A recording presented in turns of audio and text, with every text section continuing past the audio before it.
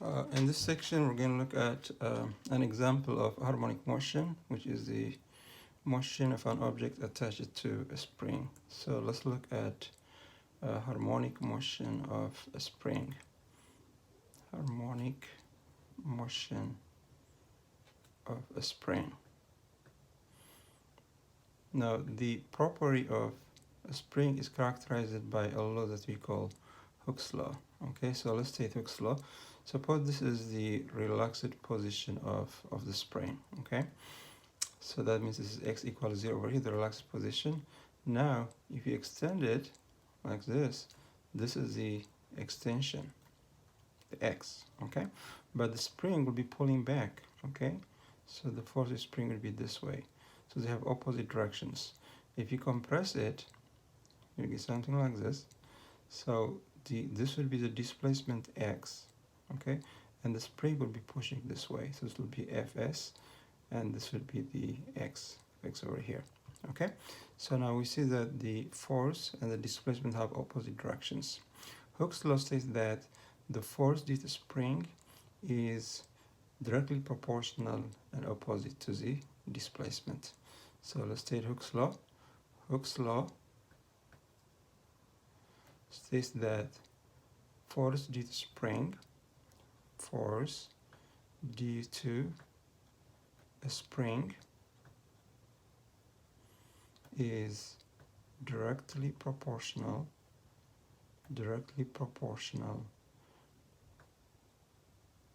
and opposite to the displacement.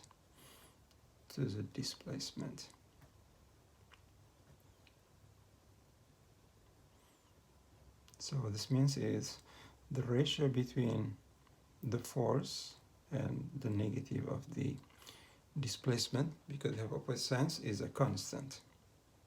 That's the meaning of proportionality. If two quantities are proportional, then the ratio is a constant. Now, this constant is called Hooke's constant, and it's represented by K. So we can write Hooke's law as F equals negative Kx. Okay, so we see from this formula that the force is proportional to the displacement and opposite to the displacement, but this is the general relationship for a harmonic motion.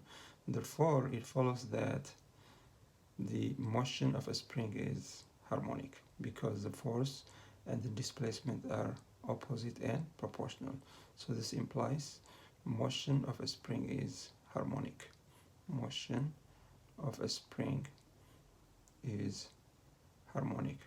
So we can use the formulas we look at as the other section that apply for general harmonic motion, and this where the angular frequency equals square root of k over m, or the frequency equals 1 over 2 pi square root of k over m, or the period of the motion equals 2 pi square root of m over k. So this is the relationship between the Hooke's constant of a spring and the oscillation properties of the spring, or angular frequency or period. Okay. Now let's look at an example.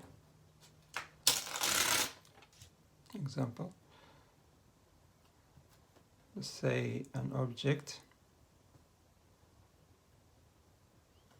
of mass 2 kilograms is attached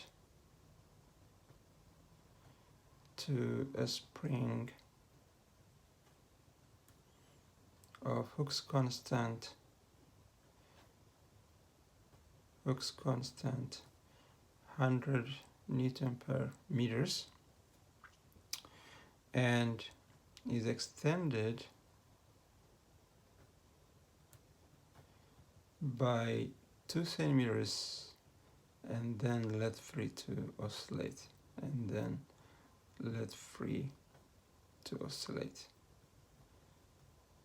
Okay, so first let's look at the amplitude. amplitude. Now if the spring is extended by 2 centimeters and left free to oscillate, it will never extend beyond 2 centimeters. It will oscillate from 2 centimeters to the right to 2 centimeters to the left. So the amplitude, which is A, would be 2 centimeters or 0.02 meters. Number 2, let's find the angular frequency of the motion. Angular frequency.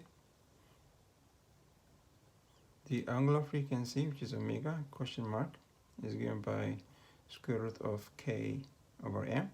So in this problem, k equals 100. The mass equals 2 kilograms. This is Newton per meter, and this is 2 kilograms. Okay, so the angular frequency will be square root of 100 divided by t. This is radians per second, or square root of 50 radians per second.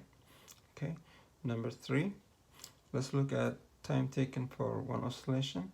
Time taken for one oscillation.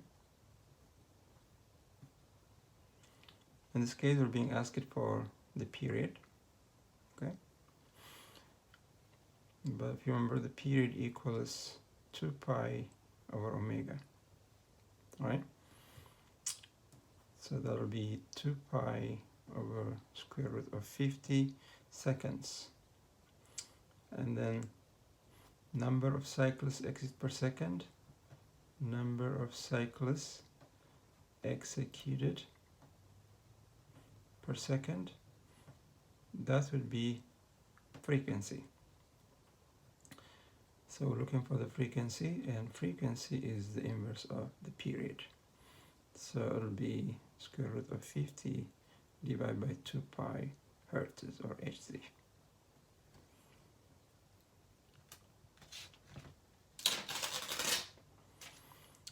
Now let's look at acceleration and velocity of harmonic motion.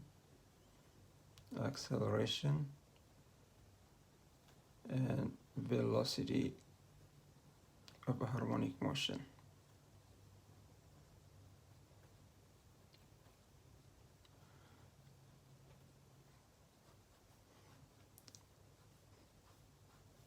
So Newton's second law implies that force is proportional to acceleration, and the formula is force equals mass times acceleration. So the acceleration is force per unit mass, or force divided by mass. But for a spring, we've seen that the force is proportional to the displacement of the spring. So the acceleration is given by negative kx divided by mass. All right, and since x equals a cosine of omega t plus beta, we can also write the acceleration as a function of time as a equals negative k a cosine omega t plus beta divided by the mass. Right, now let's look at the velocity. But before we can get an expression for the velocity, we need to look at mechanical energy. Mechanical energy is the sum of potential energy and kinetic energy. Okay, so mechanical energy, we're going to use this for mechanical energy.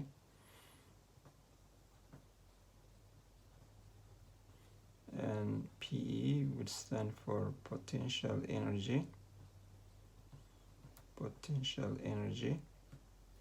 And KE stands for kinetic energy.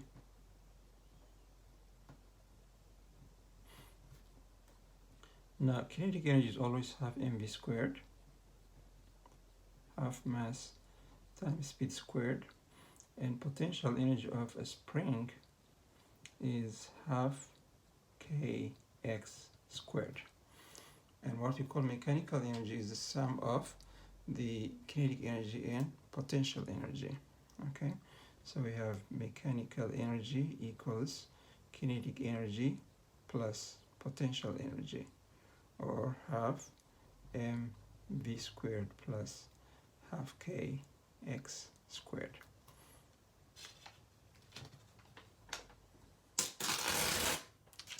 Now, if you remember from physics 1, the force due to spring is conservative. Force due to a spring is conservative. And one of the properties of conservative forces is that mechanical energy is conserved. This implies mechanical energy conserved, or it remains a constant.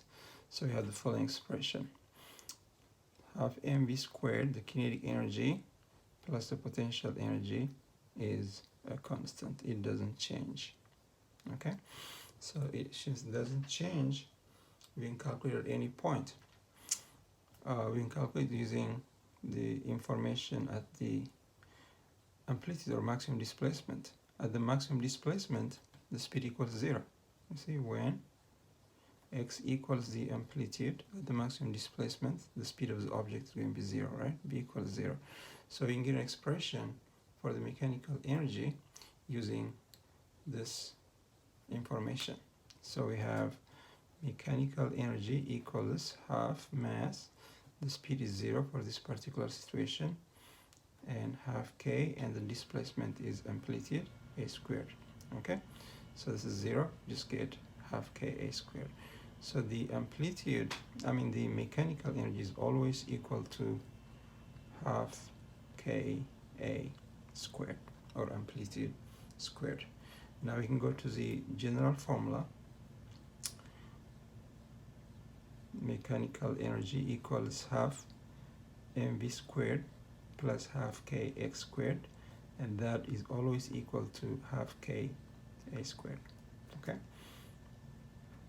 now we can cancel the factor half throughout, and then take this on the other side, and we get mv squared equals k a squared minus k x squared, or we factor k, we get a squared minus the displacement squared.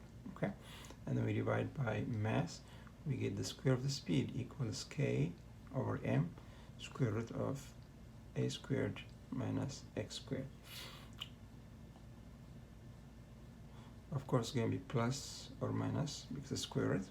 Okay, so we have this expression for the velocity. But if you remember, this ratio k over m equals the square of the angular frequency, the square root over here.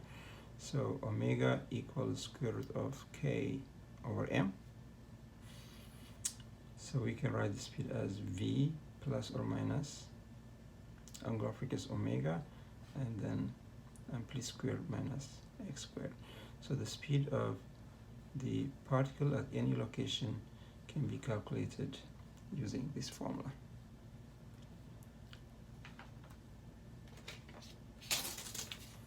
So let's consider an example. An object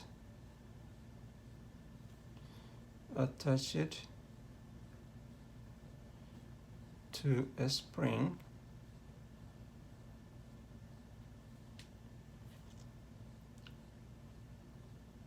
let's say the mass is 2 kilograms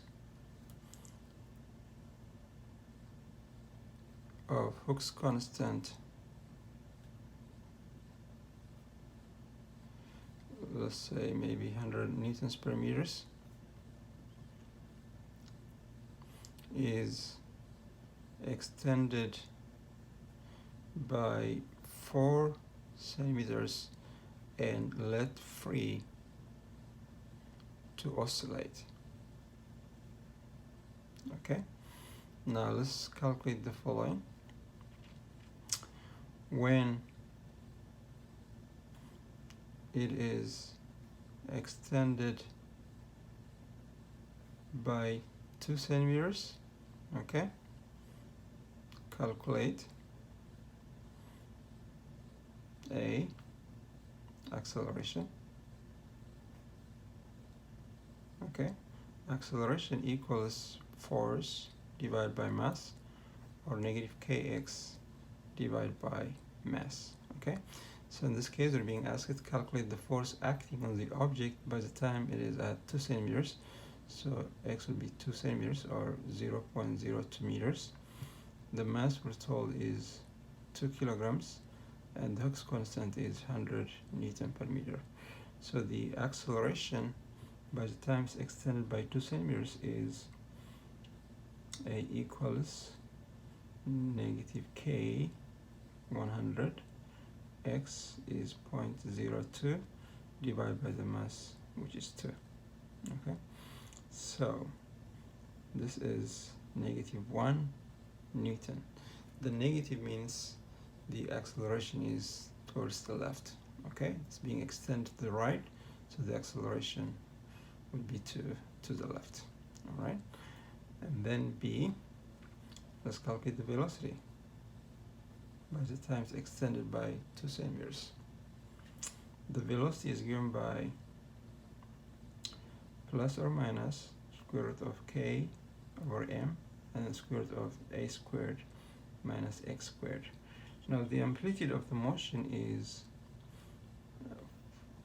4 centimeters, because extended by 4 centimeters, so it's going to oscillate between 4 and negative 4. Will never exceed 4. So the amplitude is 0.04 meters. Okay, and we're looking to calculate the velocity when x equals 0.02 meters. All right, so the speed equals plus or minus square root of 100 divided by 2, and then we got square root of the amplitude squared minus the displacement squared. Okay, so this is plus or minus, this is square root of 50, and then we can factor the factor of 10 to the power of negative 2, and then we have square root 4 squared minus 2 squared, that is 16 minus 4, that's 12. Okay, so this is plus or minus square root of 50 times 10 to the power of negative 2, and then we get square root of 16 minus 4, 12.